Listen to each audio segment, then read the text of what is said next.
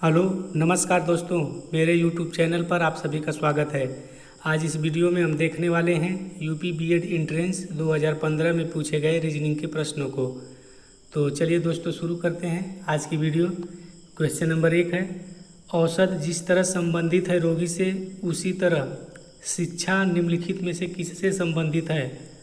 तो दोस्तों जिस प्रकार से औषधि जो है रोगी को दी जाती है उसी प्रकार से शिक्षा जो है विद्यार्थी को दिया जाता है। तो इसमें जो है आपका ऑप्शन नंबर सी जो है करेक्ट हो जाएगा। नेक्स्ट क्वेश्चन देखते हैं। क्वेश्चन नंबर 2, सिग्नल अनुपात ट्रैफिक के संबंध पर आधारित सादृश्य शब्द युग्म छांटें। तो दोस्तों इसमें जो है आपका ऑप्शन नंबर सी जो है करेक्ट हो जाएगा, क्योंकि जिस प्रकार से जो है ट्रैफिक के नियंत्रण के लिए सिग्नल बनाया जाता है उसी प्रकार से जो है नदी के अतिरिक्त जल को रोकने के लिए नदी पर बांध बनाया जाता है। तो चलिए देखते हैं अगला क्वेश्चन। क्वेश्चन नंबर 3, इनमें से कौन सी संख्या श्रृंखला के रिक्त पद की पूर्ति करती है। तो इसमें जो है आपका ऑप्शन नंबर ए जो है करेक्ट होगा, क्योंकि देखिए श्रृंखला क्या 1 से 3 हुआ है, यानी कि +2, 3 से 5, +2, 5 से 9, +4, 9 से 11, +2, 11 से 13, +2, इसके बाद आपका हो जाएगा +4, यानी कि 13 और +4 = आपका हो जाएगा 17, यानी कि ऑप्शन नंबर ए आपका करेक्ट होगा। नेक्स्ट क्वेश्चन देखते हैं। क्वेश्चन नंबर 4, अक्षरों के उस समूह को चुनिए जो समान पैटर्न के अनुरूप नहीं है। तो दोस्तों इसमें जो है आपका ऑप्शन नंबर सी जो है करेक्ट होगा, क्योंकि जब हम इसको ध्यान से देखेंगे तो यम से वो +2 है, फिर आगे +3 है, फिर आर से टी +2, टी से भी +2 और भी से एक्स जो है +2। लेकिन इन तीनों को जब हम देखेंगे तो +2 करके मतलब 2 का अंतर है। तो ये जो है आपका सी जो है भिन्न होगा, अतः आपका ऑप्शन नंबर सी करेक्ट होगा इसमें। चलिए नेक्स्ट देखते हैं। क्वेश्चन नंबर 5, इनमें से जो अन्य 3 से भिन्न है उसे चुनिए। तो दोस्तों इसमें जो है आपका ऑप्शन नंबर सी जो है करेक्ट होगा। बादल जो है भिन्न है, बाकी तीनों जो है वर्षा, तड़ित और वज्रपात जो है बादल के कारण होने वाली क्रियाएं हैं। नेक्स्ट देखते हैं। क्वेश्चन नंबर 6, भिन्न संख्या समूह को चुनिए। तो दोस्तों इसमें जो है आपका ऑप्शन नंबर सी करेक्ट होगा, क्योंकि इन दोनों फर्स्ट और सेकेंड संख्या का जब हम योग करेंगे तो 3 और 4 7 होगा, और फिर लास्ट के 2 अंकों का योग जो है 9 और 7 16 होगा। लेकिन इनमें इसमें और इसमें जब देखेंगे हम तो फर्स्ट 2 संख्याओं का योग 11 और लास्ट 2 संख्याओं का योग 11। उसी तरह से इसमें भी फर्स्ट 2 का 11 और लास्ट 2 का 11, फर्स्ट का 11 लास्ट का 11, यानी कि इसमें जो है आपका सी जो है भिन्न है, अतः ऑप्शन नंबर सी करेक्ट होगा इसमें आपका। चलिए नेक्स्ट देखते हैं। क्वेश्चन नंबर 7 करा कि एक कूट भाषा में 5 से 4 का तात्पर्य है काफ़ी इज टॉक्सिक, 4 टॉट मैन का तात्पर्य है साल्ट इज किलर, तथा टे से पे सेट का तात्पर्य है एवॉइड इज टॉक्सिक किलर। इस कूट के अनुसार कॉफ़ी का तात्पर्य है। तो ध्यान दीजिए दोस्तों, देखिए यहाँ से दूसरा देखिए इज है और इसमें इज है, तो फर्स्ट और सेकेंड में जो है इज कॉमन है। तो फर्स्ट और सेकेंड में हम देखेंगे कि क्या कॉमन है। देखिए 4 कॉमन है, यानी कि आपका इज का हो जाएगा 4। उसी तरह से अब देखिए टॉक्सिक, ये टॉक्सिक जो है फर्स्ट और लास्ट में कॉमन है। तो फर्स्ट और लास्ट में कॉमन है, तो फर्स्ट और लास्ट से जब इससे और इससे हम देखेंगे तो क्या कॉमन है, से कॉमन है, यानी कि आपका TOXIC टॉक्सिक का क्या हो जाएगा, से हो जाएगा। और बाकी क्या बचा आपका, पंच बचा और इधर बचा कॉफ़ी, यानी कि तब आपका काफ़ी का क्या हो जाएगा, पंच हो जाएगा, PANCH, यानी कि आपका ऑप्शन नंबर सी जो है इसमें करेक्ट होगा। अगला क्वेश्चन देखते हैं, क्वेश्चन नंबर 8। किसी कूट भाषा में डाग बराबर 433 है तो कैट का मान होगा। तो दोस्तों सबसे पहले तो हम क्या करेंगे कि अंग्रेजी वर्णमाला के अक्षरों को 4 के अक्षरों के समूह बनाने पर, तो देखिए ABC और D क्रमशः जो है 4 अक्षरों का समूह बना लेंगे। तो इस तरह से देखिए आपका दिया है कि डाग का अर्थ क्या दिया है, 433। तो हमें बताना है कि कैट का क्या होगा। तो देखिए सी का मान यहाँ से देखिए सी का मान कितना है, 3 है। ए का मान देखिए 1 है और टी यहाँ पर आ जाइए तो 4 है, यानी कि कैट का मान कितना हो जाएगा, 314 हो जाएगा। यानी कि इसमें जो है आपका ऑप्शन नंबर ए जो है करेक्ट रहेगा। नेक्स्ट क्वेश्चन देखते हैं, क्वेश्चन नंबर 9। यदि मैनेजमेंट को 1 2 3 2 4 5 1 5 3 6 के रूप में कूटबद्ध किया जाता है तो गेट को किस प्रकार कूटबद्ध किया जाएगा। तो ध्यान दीजिए दोस्तों, देखिए मैनेजमेंट को क्या लिखा गया है, 1 2 3 2 4 5 1 5 3 6 लिखा जाता है। तो उसी कूटबद्ध रूप में गेट को किस प्रकार से लिखा जाएगा। तो ध्यान दीजिए, देखिए जी आपका कहाँ है, ये है। तो जी के लिए क्या प्रयोग किया है, 4 प्रयोग किया है, यानी कि आपका हो जाएगा 4। ए देखिए यहाँ से दूसरे स्थान पर तो 2 हो जाएगा। टी देखिए लास्ट में है तो लास्ट में आपका 6 हो जाएगा। इसके बाद ई देखिए आपका ये तीसरे नंबर पर है लास्ट से, तो लास्ट से तीसरे नंबर पर आपका 5 हो जाएगा। यानी कि गेट का आपका क्या हो जाएगा, 4 2 6 5, यानी कि इसमें आपका ऑप्शन नंबर डी जो है करेक्ट होगा। क्वेश्चन नंबर 10 देखते हैं। रेखा जिसका मुख दक्षिण की ओर है वह अपने बाएं मुड़ती है और 15 मीटर चलती है, फिर वह अपने बाएं मुड़ती है और 7 किलोमीटर चलती है। तो ध्यान दीजिए दोस्तों, यहाँ पर किलोमीटर नहीं रहेगा बल्कि मीटर रहेगा। फिर पश्चिम की ओर मुख किए हुए 15 मीटर चलती है। अब वह अपने वास्तविक स्थान से कितनी दूर है। तो ध्यान दें, रेखा जिसका मुख दक्षिण की ओर है, मान लीजिए कि ये है रेखा और दक्षिण का मतलब कि नीचे की तरफ उसका मुख है, वह अपने बाएं मुड़ती है। तो जब बाएं मुड़ेगी तो यानी कि इधर को मुड़ेगी और 15 मीटर चलती है, तो ये दूरी आपका हो जाएगा 15 मीटर। फिर वह अपने बाएं मुड़ती है और 7 मीटर चलती है, तो बाएं मुड़ेगी इसका मतलब कि ऊपर जाएगी, ये आपका हो जाएगा 7 मीटर। फिर पश्चिम की ओर मुख किए हुए 15 मीटर चलती है, तो पश्चिम आपका इधर हो जाएगा। 15 किलोमीटर जब चलेगी तो ठीक इसके सीध में आ जाएगा, ये आपका हो जाएगा 15 किलोमीटर। तब कह रहा है कि वह अपने वास्तविक स्थान से कितनी दूर है। तो वह देखिए वास्तविक स्थान इसका यही है ना, ये इसका वास्तविक स्थान है और ये जो है वर्तमान टाइम में यहाँ पर है। तो ये दूरी पूछ रहा है कितना, तो ये दूरी कितनी हो जाएगी, इस दूरी के बराबर हो जाएगा, यानी कि ये भी क्या हो जाएगा 7 मीटर हो जाएगा। तो इसमें जो है आपका ऑप्शन नंबर डी जो है करेक्ट हो जाएगा, 7 मीटर।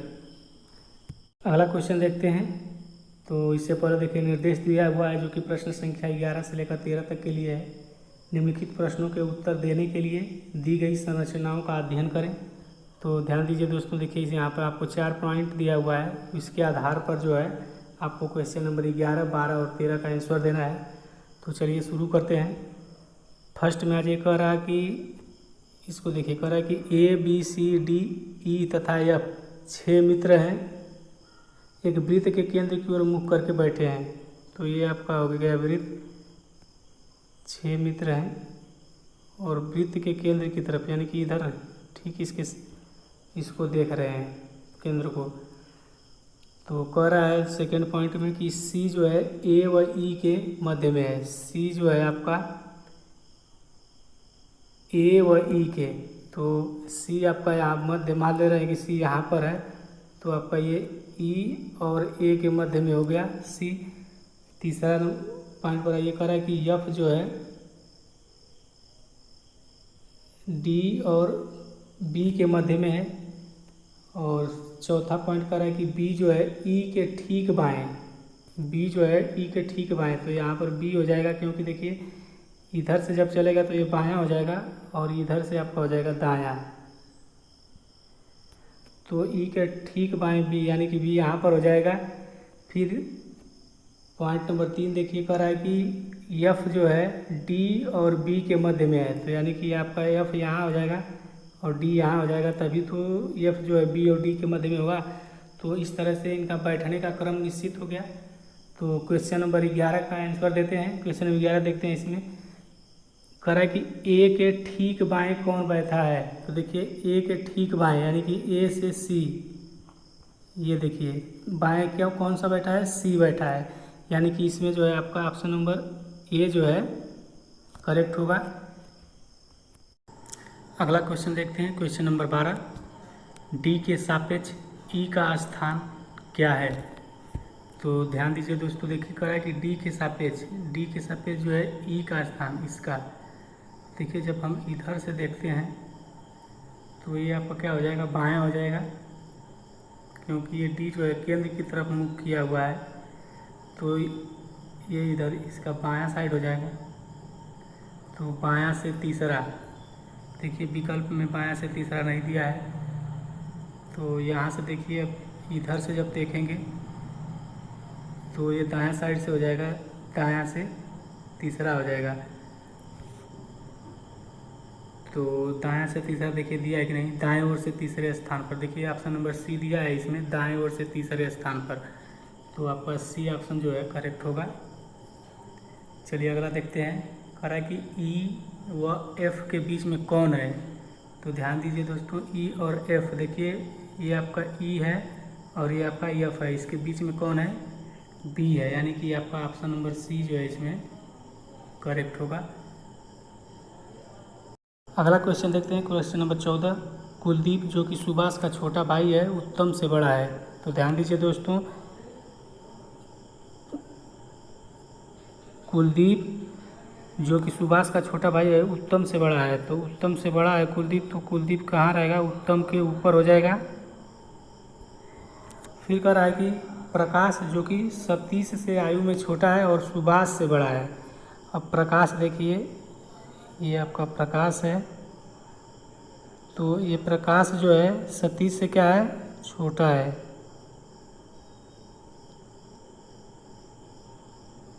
सतीश से छोटा है, मगर सुभाष से क्या है, बड़ा है, तो सुभाष आपका यहाँ पर हो जाएगा।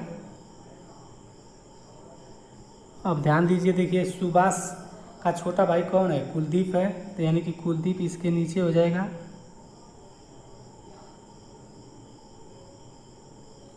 कुलदीप और इसके नीचे आपका हो जाएगा उत्तम। तो अब कह रहा है कि सभी में सबसे बड़ा कौन है, तो सबसे बड़ा कौन हो जाएगा आपका, सतीश हो जाएगा, यानी कि आपका ऑप्शन नंबर डी जो है करेक्ट हो जाएगा इसमें। अगला क्वेश्चन देखते हैं। क्वेश्चन नंबर 15, इस आरेख में लुप्त अंक संख्या को चुनिए। तो ध्यान दीजिए दोस्तों, देखिए सबसे पहले इसको देखते हैं, तो आपका हो जाएगा 2 × 1 = 2 होगा, और इसका जब हम स्क्वायर करेंगे तो आपका आ जाएगा मान 4। उसी तरह से देखिए यहाँ पर आ जाइए 7 × 1, तो 7 हो जाएगा, और 7 का स्क्वायर करेंगे तो आपका हो जाएगा 49। अब यहाँ पर आ जाइए 4 × 2 8 हो जाएगा, और 8 का स्क्वायर करेंगे तो आपका हो जाएगा 64। तो उसी तरह से आपका यहाँ पर कौन सी संख्या होगी जिसका गुणा करें और वर्ग करेंगे तो 81 आएगा, तो यहाँ पर आपका हो जाएगा 3 × 3 9 हो जाएगा, और 9 का जब स्क्वायर करेंगे तो आपका हो जाएगा 81, यानी कि प्रश्नात्मक चिन्ह की जगह पर कौन सी संख्या होगी, 3 होगा। तो इसमें जो है आपका ऑप्शन नंबर सी जो है करेक्ट होगा। चलिए आगे देखते हैं अगला क्वेश्चन।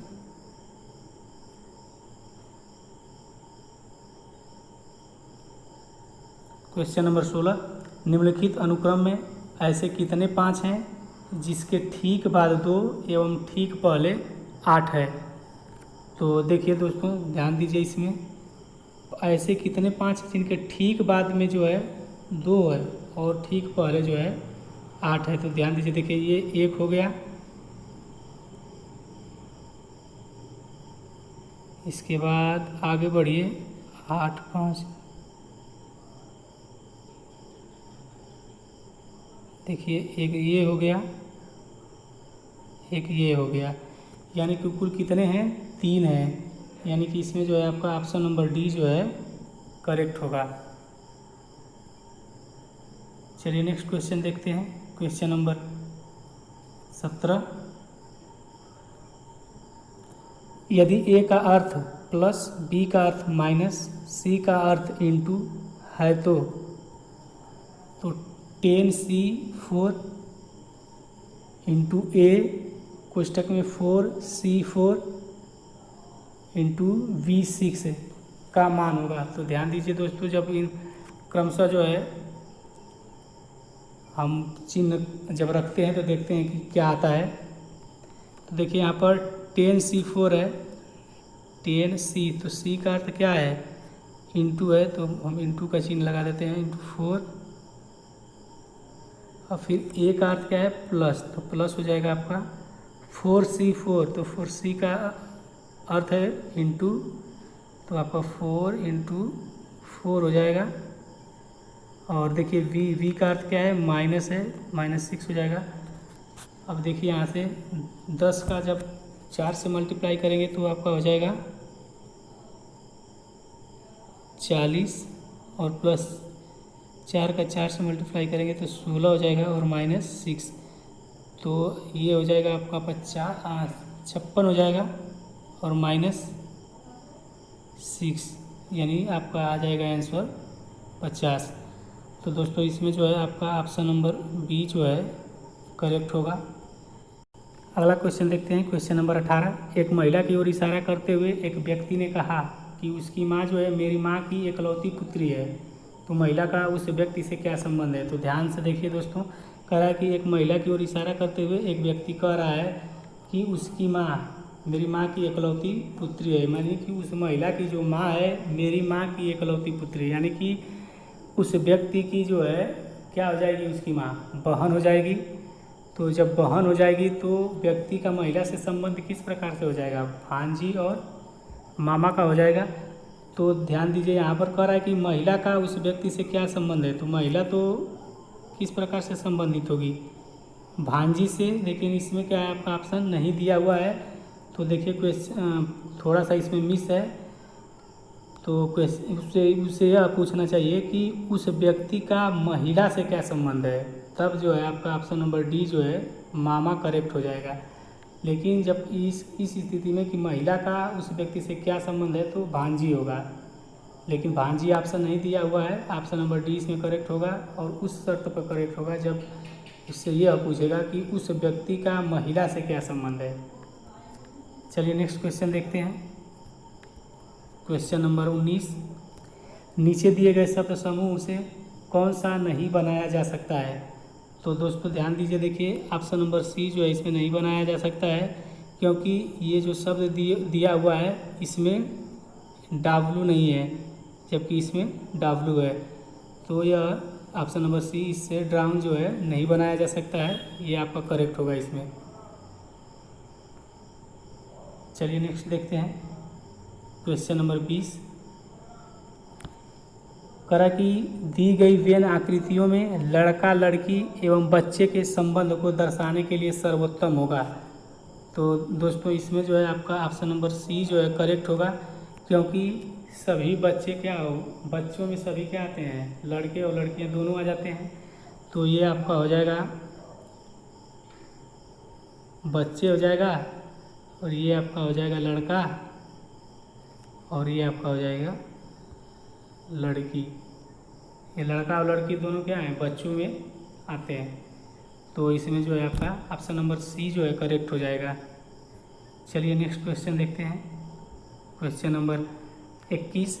कह रहा है कि यदि किसी माह की 10वीं तारीख रविवार से 3 दिन पहले पड़ती है तो माह की दूसरी तारीख किस दिन पड़ेगी? तो ध्यान दीजिए दोस्तों, कह रहा है कि किसी माह की 10वीं तारीख जो है रविवार से 3 दिन पहले, तो रविवार से 3 दिन पहले आपका कौन सा दिन हो जाएगा? शनिवार हो जाएगा, शनि,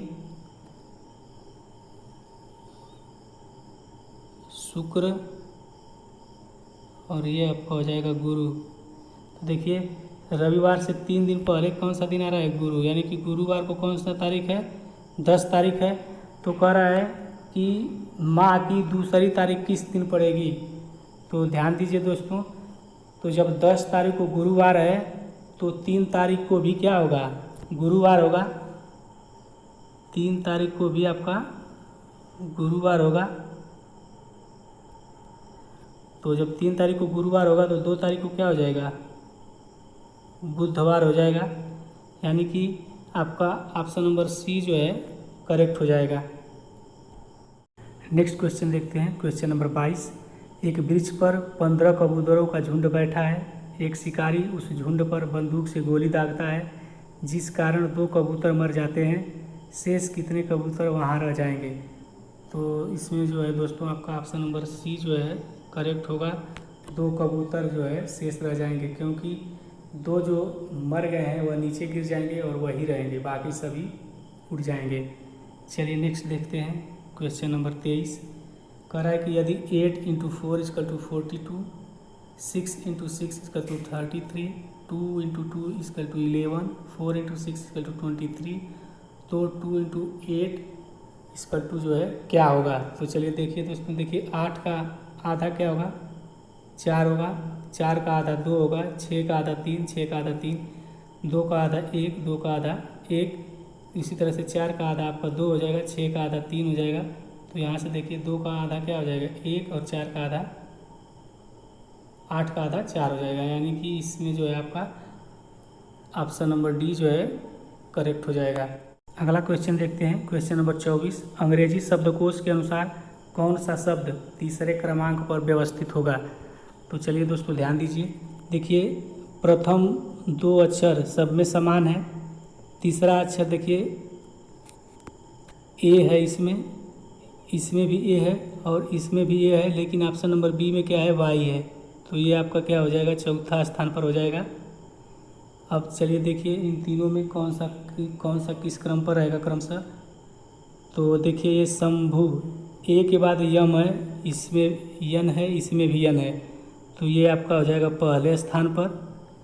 अब देखिए संता, तो यस एच ए यन भी है, टी है, इसमें के है, तो ये आपका हो जाएगा दूसरे स्थान पर, और संता आपका हो जाएगा तीसरे स्थान पर। यानी कि आपका ऑप्शन नंबर ए जो है करेक्ट होगा। चलिए आगे देखते हैं, क्वेश्चन नंबर 25। एक अर्थपूर्ण शब्द बनाने के लिए अक्षरों को पुनः व्यवस्थित करके उसका मध्याक्षर चुनिए। तो दोस्तों देखिए आपका शब्द दिया हुआ है ESURN, इससे आपको एक अर्थपूर्ण शब्द जो है बनाना है और उसका मध्य अक्षर जो है आपको बताना है। तो देखिए ESURN से आपका हो जाएगा नर्स, NURSE, और इसका मध्य अक्षर बताना है, तो मध्य अक्षर आपका क्या हो जाएगा? आर हो जाएगा। यानी कि आपका ऑप्शन नंबर डी करेक्ट होगा इसमें। नेक्स्ट देखते हैं, क्वेश्चन नंबर 26। नीचे दिए गए 2 कथनों के आधार पर उचित निष्कर्ष का चयन कीजिए। तो आपका फर्स्ट कथन है कि मेरी कक्षा में सभी विद्यार्थी होनहार हैं, और दूसरा दिया है कि मनीष होनहार नहीं है। और आप देखिए अब निष्कर्ष दिया हुआ है नीचे, इस निष्कर्ष में कौन सा उचित निष्कर्ष है उसका हमें चयन करना है।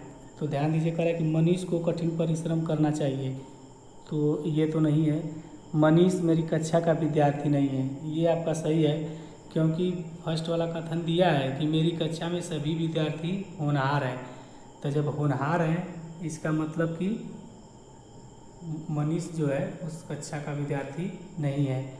और आगे देखिए कुछ विद्यार्थी होनहार नहीं है, ये भी सही नहीं है। जो होनहार नहीं है वे विद्यार्थी नहीं, ये भी सही नहीं है। यानी कि इसमें जो है आपका ऑप्शन नंबर बी करेक्ट है। क्वेश्चन नंबर 27 देखते हैं, इसमें दिया है कि नीचे दिए शब्दों को सार्थक क्रम में सजाइए। तो चलिए दोस्तों ध्यान दीजिए, देखिए इसमें कौन सा शब्द जो है किस क्रम में होगा। तो सबसे पहले देखिए घास रहेगा आपका, घास जो कि 5वें नंबर पर है। और घास को देखिए एक श्रृंखला है, तो घास, घास को कौन खाता है? टिड्डा। टिड्डा, टिड्डा आपका तीसरे स्थान पर है। और टिड्डे को कौन खाता है? मेढक। मेढक, मेढक को कौन खाता है? मेढक को सांप खाता है। ये आपका नंबर 4 हो जाएगा। और सांप को कौन खाता है? बाज। ये आपका 2 हो जाएगा, यानी कि 5 3 1 4 2, 5 3 1 4 2, यानी कि इसमें जो है आपका ऑप्शन नंबर सी जो है करेक्ट होगा। क्वेश्चन नंबर 28 देखते हैं। एक पुत्री और उसकी माँ की आयु का योगफल 56 वर्ष है। 4 वर्ष बाद माँ की आयु पुत्री की आयु की 3 गुनी हो जाएगी। पुत्री व माँ की आयु क्रमशः है। तो दोस्तों इसमें जो है आपका ऑप्शन नंबर बी जो है करेक्ट होगा। पुत्री की आयु 12 वर्ष और माँ की आयु 44 वर्ष। देखिए चेक कर लेते हैं। कह रहा है कि प्रथम शर्त के अनुसार कह रहा है कि एक पुत्री और उसकी माँ की आयु का योगफल 56 वर्ष है। तो दोनों का जब योग करेंगे 12 और 44 का तो आपका आ जाएगा 56 वर्ष। फिर कह रहा है कि 4 वर्ष बाद माँ की आयु, तो 4 वर्ष बाद माँ की आयु कितना हो जाएगा? 48 वर्ष। तो 4 वर्ष बाद जो है पुत्री की आयु कितना हो जाएगा? 12 और 4 16 हो जाएगा। तब उस स्थिति में कह रहा है कि 4 वर्ष बाद माँ की आयु जो है पुत्री की आयु की कितनी गुनी हो जाएगी? 3 गुनी। तो देखिए ये 16 और ये 48। तो 4 वर्ष बाद जो है पुत्री की आयु की माँ की आयु कितनी है? 3 गुनी है कि नहीं है? यानी कि इसमें जो है आपका ऑप्शन नंबर बी बिल्कुल करेक्ट है। क्वेश्चन नंबर 29 देखते हैं। P Q R S T का वजन अलग अलग है। आर केवल पी से भारी है। तो ध्यान दीजिएगा दोस्तों, कह रहा है कि आर केवल पी से भारी है, यानी कि R is greater than P, तथा एस जो है क्यू से हल्का है। एस जो है क्यू से हल्का है, यानी कि क्यू क्या होगा? भारी होगा, यानी कि Q is greater then S। फिर देखिए कह रहा है कि हल्का है तथा T से भारी है, तो यानी कि S is greater then T हो जाएगा। तो फिर कह रहा है कि सबसे भारी कौन है? तो ध्यान दीजिए दोस्तों, एक बार फिर क्वेश्चन को देख लीजिए। कह रहा है कि P Q R S और T का वजन अलग अलग है। R केवल P से भारी है, तो देखिए यहाँ से R is greater then P हो जाएगा। फिर कह रहा है कि S जो है Q से हल्का है। यहाँ देखिए S जो है Q से हल्का है, तो जब Q से हल्का होगा तो Q क्या होगा? बड़ा होगा, यानी कि Q is greater then S, तथा T से भारी है, यानी कि S is greater then T। तो कह रहा है कि सबसे भारी कौन है? तो T क्या हो जाएगा? T is greater then R हो जाएगा, क्योंकि R जो है केवल P से ही भारी है, यानी कि वह अन्य सभी से क्या है? हल्का है, यानी कि T is greater then R, R is greater then P हो जाएगा। तब कह रहा है कि सबसे भारी कौन है? तो ध्यान दीजिए, देखिए कौन सबसे भारी है? Q सबसे भारी है, यानी कि इसमें आपका ऑप्शन नंबर बी जो है करेक्ट हो जाएगा। अगला क्वेश्चन देखते हैं। Question number 30। 39 विद्यार्थियों की एक कक्षा में सुरेश अशोक से 7 रैंक आगे है। यदि अशोक की रैंक अंत से 17वीं है तो सुरेश की आरंभ से रैंक कौन सी है? तो चलिए दोस्तों देखते हैं इसका हल। क्वेश्चन में दिया है कि 39 विद्यार्थियों की जो है एक पंक्ति है, जिसमें सुरेश जो है अशोक से 7 रैंक आगे है। ये मान लो लास्ट विद्यार्थी है, और यहाँ से जो है अशोक जो है 17वीं रैंक पर है अंत से। तब कह रहा है कि सुरेश की प्रारंभ से रैंक कौन सी होगी, ये बताना है। तो देखिए, तो सबसे पहले तो सुरेश की अंत से निकाल लेंगे। तो सुरेश की अंत से रैंक बराबर, तो अंत से रैंक क्या हो जाएगी? देखिए यहाँ से 7 और यहाँ से 17 मिल करके 7 और प्लस 17 कितना हो जाएगा? 24। ये तो हो जाएगा आपका अंत से। तो दोस्तों ध्यान दीजिए, जब लास्ट से रैंक दिया हो और कुल संख्या दिया हो, तो प्रारंभ से अगर हमें ज्ञात करना है तो टोटल में से जो है हम अंतिम घटा देते हैं और उसमें +1 कर देते हैं। तो प्रारंभ से स्थान या रैंक बराबर 39 -24 और +1। तो 39 में से जब आप 24 घटाएंगे तो आपका हो जाएगा 15 और +1 कर देंगे तो आपका हो जाएगा 16। तो दोस्तों इसमें जो है आपका ऑप्शन नंबर ए जो है करेक्ट होगा। सुरेश की आरंभ से रैंक कितनी हो जाएगी? 16वीं हो जाएगी। क्वेश्चन नंबर 31 देखते हैं। इसमें दिया है कि यदि ए और बी बहनें हैं, ए और बी क्या है? बहनें हैं। बहन यानी कि महिला हैं तो माइनस। आर और यस भाई हैं, आर और यस भाई हैं यानी कि पुरुष हैं तो प्लस। फिर कह रहा है कि ए की पुत्री आर की बहन है। ए की जो पुत्री है वो आर की क्या है? बहन है। तब कह रहा है कि बी का यस से क्या रिश्ता है? इस बी का जो है एस से क्या रिश्ता है? तो ध्यान दीजिए दोस्तों, देखिए ये ए की पुत्री है और उसका भाई है, इसका ये भाई है। तो इसका मतलब कि ये बी क्या हो जाएगी? या तो आंटी होगी या तो मौसी होगी, यानी कि आपका ऑप्शन नंबर डी जो है इसमें करेक्ट होगा। आगे बढ़ते हैं और अगला क्वेश्चन देखते हैं। तो दोस्तों देखिए, उससे पहले निर्देश दिया हुआ है जो कि प्रश्न संख्या 32 से लेकर के 34 तक के लिए है। निम्नलिखित जानकारी को ध्यानपूर्वक पढ़कर उसके नीचे लिखे प्रश्नों के उत्तर विकल्प को चुनिए। एक स्कूल में 5 अध्यापक हैं। ए और बी हिंदी और अंग्रेजी पढ़ाते हैं। सी और बी अंग्रेजी और भूगोल पढ़ाते हैं। डी व ए गणित और हिंदी पढ़ाते हैं। ई व बी इतिहास और फ्रेंच के अध्यापक हैं। तो ये तो दे दिया आपको आधार, और इसके आधार पर जो है क्वेश्चन नंबर 32, 33 और 34 का आपको हल बताना है। तो चलिए देखते हैं इसका हल।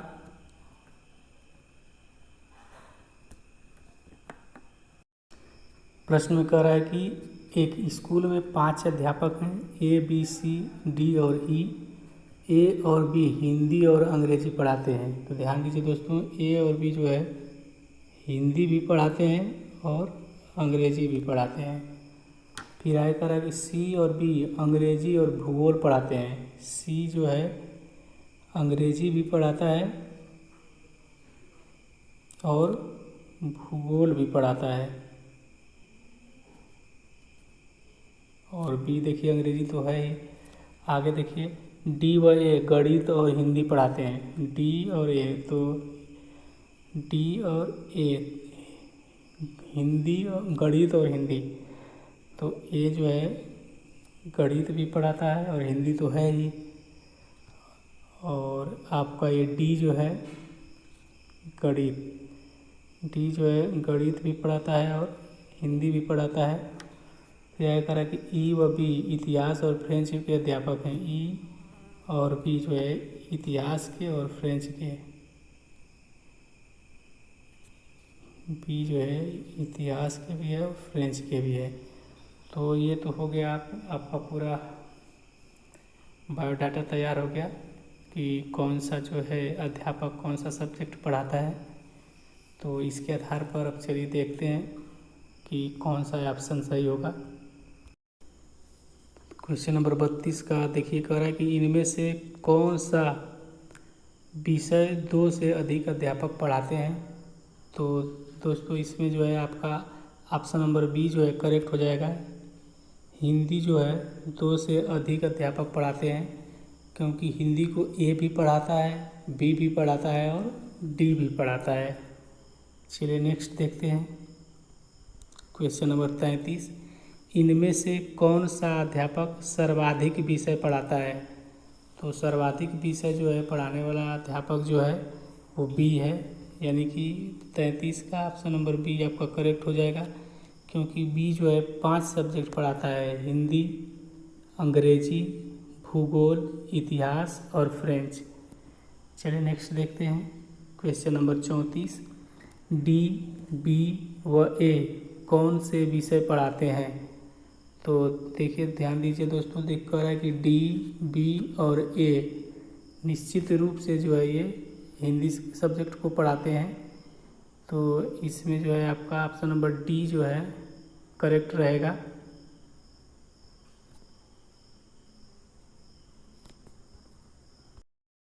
नेक्स्ट क्वेश्चन देखते हैं, क्वेश्चन नंबर 35। दी गई अक्षर श्रृंखला के लुप्त पद को चुनिए। तो देखिए दोस्तों क्या दिया है कि XGHWIJVKLUMN क्वेश्चन मार्क की जगह पर क्या होगा ये आपको बताना है। तो देखिए X से क्या हो गया W, W से V, V से U, तो U से आपका क्या हो जाएगा T हो जाएगा। क्रमशः जो है -1 करके है। फिर देखिए GHIJKLMN तो आपका हो जाएगा OP +1 करके, यानी कि TOP। ऑप्शन नंबर सी जो है आपका करेक्ट होगा इसमें। चलिए नेक्स्ट देखते हैं, क्वेश्चन नंबर 36। कह रहा है कि कमला को याद है कि उसकी बहन का जन्मदिन जो है 12 और 16 दिसंबर के मध्य है। 12 और 16 के मध्य, यानी कि 13, 14 और 15 हो सकता है। फिर कह रहा है कि जबकि उमेश को याद है कि जन्मदिन 14 के बाद और 17 से पहले, तो 14 के बाद यानी कि 15 हो जाएगा, 16 हो जाएगा। तो इसमें देखिए आपका एक कॉमन क्या हो जाएगा 15 हो गया। इसका मतलब कि उसका जन्मदिन कितने तारीख को है 15 दिसंबर को है, यानी कि आपका ऑप्शन नंबर ए जो है इसमें करेक्ट होगा। अगला क्वेश्चन देखिए, कह रहा है कि क्वेश्चन नंबर 37 में कह रहा है कि यदि 5 से भाग होने वाली सभी संख्याओं और जिसमें एक अंक 5 आता है उनमें से 1 से 50 के बीच से 5 का अंक हटा दिया जाए तो कितनी संख्याएं शेष रहेंगी। तो कह रहा है कि सबसे पहले कि यदि 5 से भाग होने वाली सभी संख्याएं 1 से 50 तक 5 से भाग होने वाली हो जाएगा 5, 10, 15, 20, 25, 30, 35, 40, 45 और 50, ये टोटल कितनी संख्याएं हो जाएंगी 10 संख्या हो जाएगी। फिर कह रहा है कि उनमें से 1 से 50 के बीच से 5 का अंक हटा दिया जाए तो कितनी संख्याएं शेष रहेंगी। तो ये 5 का अंक हटाने का मतलब कि 5 से विभाजित होने वाली कितनी संख्याएं हैं 10 संख्याएं हैं, 5, 10, 15, 20, 25, 30, 35, 40, 45 और 50, 10 संख्याएं। इन संख्याओं को हटा दिया जाए तो शेष संख्या कितनी बचेगी। तो शेष संख्या आपका कितना हो जाएगा 50 - 10, यानी कि कितना बचेगा 40। तो आपका ऑप्शन नंबर डी जो है इसमें करेक्ट हो जाएगा। चलिए नेक्स्ट क्वेश्चन देखते हैं, क्वेश्चन नंबर 38। दिया है कि नीचे दिए गए पासों में 3 के विपरीत अंक कौन सा है।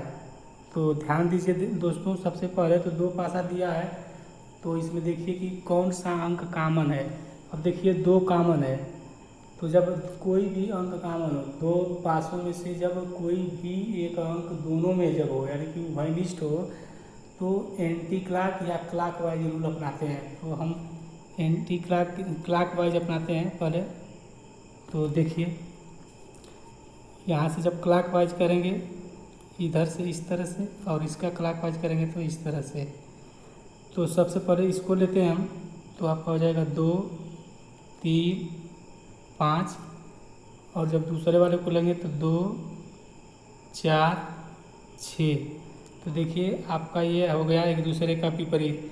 तो 3 का विपरीत अंक कौन सा हो जाएगा 4 हो जाएगा, यानी कि आपका ऑप्शन नंबर ए जो है बिल्कुल करेक्ट होगा।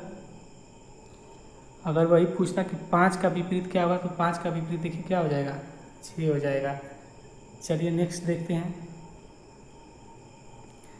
Question number 39। कह रहा है कि निम्न में से कौन सा कथन सत्य है। एक घन में ऑप्शन नंबर ए दिया है कि 6 फलक होते हैं, तो ये सही है। 8 कोने होते हैं, ये भी सही है। 12 किनारे होते हैं, ये भी सही है। तो देखिए दोस्तों कह रहा है कि चौथा ऑप्शन में कि ये सभी, तो देखिए तीनों सही है और चौथा ऑप्शन कह रहा है कि ये सभी, तो इसमें कौन सा हो जाएगा आपका ऑप्शन नंबर डी जो है करेक्ट हो जाएगा। चलिए क्वेश्चन नंबर 40 देखते हैं। इसमें दिया है कि नीचे दिए गए वेन आरेख में कौन सी संख्या उन डॉक्टरों की द्योतक है जो न तो इंजीनियर हैं और न अच्छे वक्ता हैं। तो ध्यान दीजिए दोस्तों, देखिए त्रिभुज आपका क्या है इंजीनियर है ये बी वृत्त जो है आपका क्या है, अच्छे वक्ता है, और सी क्या है, आपके डॉक्टर है। तो कह रहा है कि कौन सी संख्या उन डॉक्टरों की द्योतक है जो न इंजीनियर है और न अच्छे वक्ता है। तो सी में ध्यान दीजिए, ये आपका सी है। इसमें आपको बताना है कि कौन सी संख्या उन डॉक्टरों की द्योतक है जो न तो इंजीनियर है और न तो अच्छे वक्ता है। तो देखिए ये संख्या क्या है, 2 ही है ना, ये न तो अच्छे वक्ता है और ना ही इंजीनियर है, यानी कि इसमें जो है आपका ऑप्शन नंबर ए जो है बिल्कुल करेक्ट होगा। नेक्स्ट क्वेश्चन देखते हैं, क्वेश्चन नंबर 41। दी गई प्रश्न आकृति की हूबहू दर्पण प्रतिबिंब वाली आकृति इनमें से कौन सी होगी। तो ध्यान दीजिए दोस्तों, ये आपकी आकृति है, जब इसको हम दर्पण में देखेंगे तो इसकी आकृति जो है ठीक उल्टा बनेगी, यानी कि ये वाली आकृति बनेगी। ऑप्शन नंबर बी आपका करेक्ट होगा इसमें। अगला क्वेश्चन देखते हैं, क्वेश्चन नंबर 42। नीचे दी गई आकृति में कितने त्रिभुज हैं।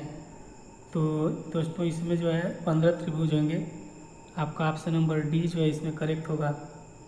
चलिए नेक्स्ट क्वेश्चन देखते हैं, क्वेश्चन नंबर 43। एन क्यू उसी प्रकार संबंधित है एस बी से जिस प्रकार डी एफ संबंधित है। खाली स्थान की जगह पर क्या आएगा वो आपको भरना है। तो ध्यान दीजिए, देखिए एन क्यू से क्या हुआ है, एस बी, यानी कि +5 हुआ है।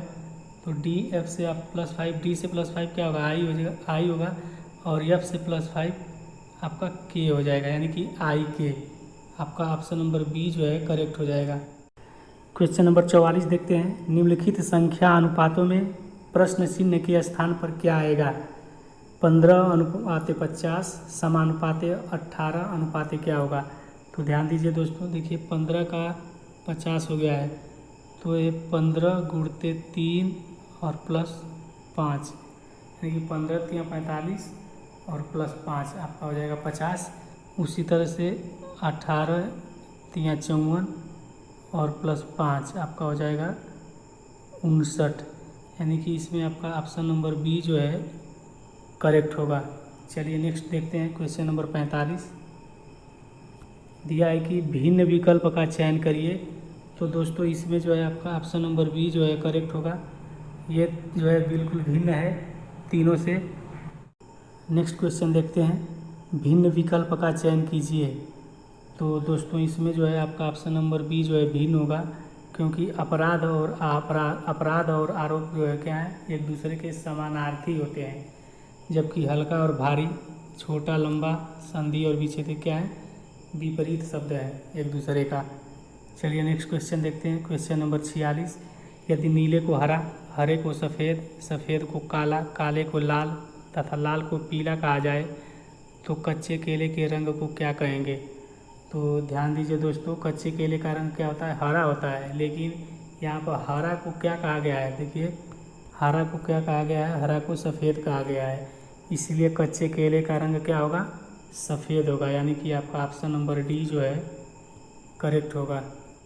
क्वेश्चन नंबर 47 देखते हैं, कह रहा है कि इसमें कि यदि किसी सांकेतिक कोड में राम का भार जो है 32 किलोग्राम, श्याम का भार 66 किलोग्राम, तो श्वेता का भार जो है क्या होगा। तो देखिए दोस्तों, क्रमशः जो है अक्षरों का अंकीय मान लिख करके उनका योग कर दिया है। तो उसी तरह से हम श्वेता का अंकीय मान लिख करके योग कर देंगे। तो एस का अंकीय मान कितना होता है, 19 होता है, डब्लू का कितना होता है, 23 होता है, ई का 5, टी का 20 और ए का 1 होगा। इस तरह से जब हम ऐड करते हैं तो टोटल आ जाएगा आपका 68 kg, यानी कि इसमें जो है आपका ऑप्शन नंबर बी जो है करेक्ट होगा। अगला क्वेश्चन देखते हैं, क्वेश्चन नंबर 48। इसमें दिया है कि शब्द कारपोरेट में अक्षरों के ऐसे कितने जोड़े हैं जिनमें प्रत्येक के मध्य शब्द में उसी अनुक्रम में उतने ही अक्षर हैं जितने कि अंग्रेजी वर्णमाला में होते हैं। तो चलिए दोस्तों देखते हैं इसका हल। ये आपका शब्द दिया हुआ है कारपोरेट, इसमें हमको बताना है कि कितने ऐसे जोड़े हैं जिनके मध्य में उतने ही अक्षर हैं जितने कि अंग्रेजी वर्णमाला में होते हैं। तो चलिए स्टार्ट करते हैं सी से। तो सी से आगे बढ़ेंगे तो सी के बाद डी, ई, एफ, जी, एच, आई, जे, के नहीं है। ओ से तो ओ से स्टार्ट करेंगे तो P, Q, R, S, T, U भी नहीं है। आर से स्टार्ट करिए, आर से, तो आर के बाद आपका हो जाएगा STUVWX नहीं है, P से स्टार्ट कीजिए। P के बाद आपका आ जाएगा QR, यानी कि देखिए P और R आपका एक हो जाएगा। इसी क्रम में आगे बढ़ते हैं RST, यानी कि देखिए P और T भी आपका बनेगा। और उसी क्रम में आगे बढ़ेंगे तो T के बाद U नहीं आएगा। O से स्टार्ट कीजिए। O से तो O के बाद आपका आ जाएगा PQRS नहीं है, R से स्टार्ट कीजिए। R के बाद ST, यानी कि R और T हो जाएगा। T के बाद U नहीं है। अब T से आगे बढ़ेंगे तो U हो जाएगा, नहीं है। चलिए अब E से उल्टा स्टार्ट करते हैं। E से FGHIJKLM नहीं है। T से आपका हो जाएगा UVWXYZA नहीं है। R से देखिए, R से जब हम करेंगे तो STUVW नहीं है। O से देखिए, इससे स्टार्ट करेंगे तो OP, यानी कि एक O और P बन गया। उसी क्रम में आगे बढ़ेंगे OPQRS नहीं है। P से स्टार्ट करेंगे तो P के बाद QRS नहीं है। R से तो ST नहीं है। O से तो P नहीं है, यानी कि आपके ये 4 युग्म जो है बनेंगे। तो इसमें जो है आपका विकल्प नंबर डी जो है करेक्ट होगा, 4 जोड़े बनेंगे। अगला क्वेश्चन देखते हैं, क्वेश्चन नंबर 49। एक कक्षा में 4 लड़के एक बेंच पर बैठे हैं। सुनील मैथ्यू के बाईं ओर है और रहीम के दाईं ओर बैठा है। रहीम अनिल के बाईं ओर बैठा है, बाएं छोर पर कौन बैठा है? तो चलिए देखते हैं। क्वेश्चन में कह रहा है कि सुनील जो है मैथ्यू के बाईं ओर और रहीम के दाईं ओर बैठा है। इसका मतलब कि यदि आपका मैथ्यू यहाँ पर रहेगा तो सुनील कहाँ रहेगा? सुनील यहाँ पर हो जाएगा, क्योंकि सुनील जो है मैथ्यू के बाएं साइड में है और रहीम के दाएं साइड में है, यानी कि आपका रहीम यहाँ पर हो जाएगा, तभी तो रहीम के दाएं साइड में सुनील होगा। फिर आगे कह रहा है कि यहाँ से देखिए कि रहीम अनिल के बाईं ओर है। रहीम जो है अनिल के बाईं ओर, इसका मतलब कि यहाँ से लेकर के यहाँ तक कहीं भी अनिल हो सकता है, यानी कि बाएं साइड में ही रहेगा। तो कह रहा है क्वेश्चन में कि बाएं छोर पर कौन बैठा है? तो बाएं छोर पर देखिए कौन बैठा है, रहीम है। तो इसमें जो है आपका ऑप्शन नंबर सी जो है करेक्ट हो जाएगा। नेक्स्ट क्वेश्चन देखते हैं, क्वेश्चन नंबर 50। इसमें दिया है कि दी गई श्रृंखला को पूरा करने के लिए निम्न में से कौन सा अक्षर युग्म सही तरीके से फिट बैठेगा? तो चलिए देखते हैं इसका हल। .AB, .CBA, BCC, डॉट देखिए यहाँ पर मिस है, डबल डॉट होगा, BCCB, .BCCBA। तो सबसे पहले अक्षरों को हम काउंट कर लेंगे। तो 1 2 3 4 5 6 7 8 9 10 11 12 13 14 15 16 17 18 19 20 21 22 अक्षर हैं। तो देखिए दोस्तों, सबसे पहले तो हम इसको डिवाइड करेंगे पार्ट के रूप में। तो ये देखिए आपका यहाँ पर BA हो जाएगा, BA, BCC होगा यहाँ पर, sorry sir, BCCBA, BCCBA, BCCBA। तो देखिए आपका क्या रिक्त स्थान पे क्या क्या अक्षर आया है, BCBA और A, यानी कि